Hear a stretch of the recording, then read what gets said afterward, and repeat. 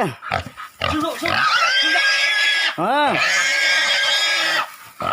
Cái đó ấy tôi té cùng tỏi.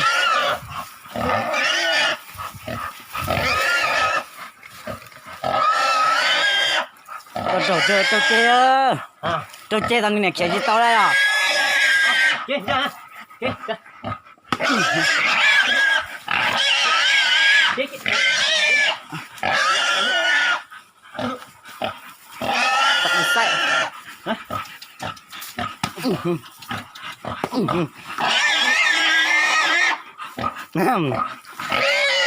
Để phía xoài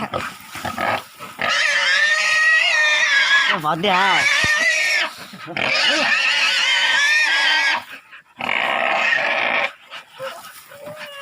Nếu mà tươi thì không lấy gì nữa rồi.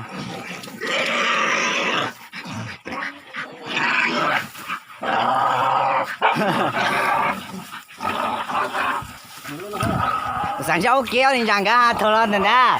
Ôi vì phong lo cho nên xa xa muốn chỉ tao ấy. Chắc anh cả lỡ rồi tại tao nhân gia của ta. Tôi ra cái chợ. Tôi ra cái chợ. Nhưng mà nếu muốn chỉ tao là tôi chỉ tôi. Xa xa.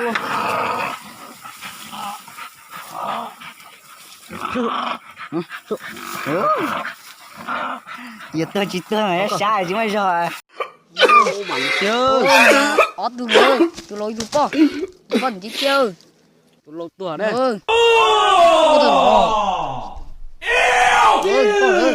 God, please no, no.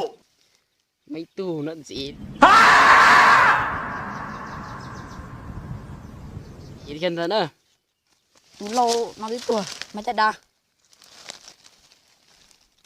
Tôi lâu nó. Mà tôi bỏ, gì kia? Mà tiền à? Nhớ cái sản rồi, cái sản nỏ này tôi chơi.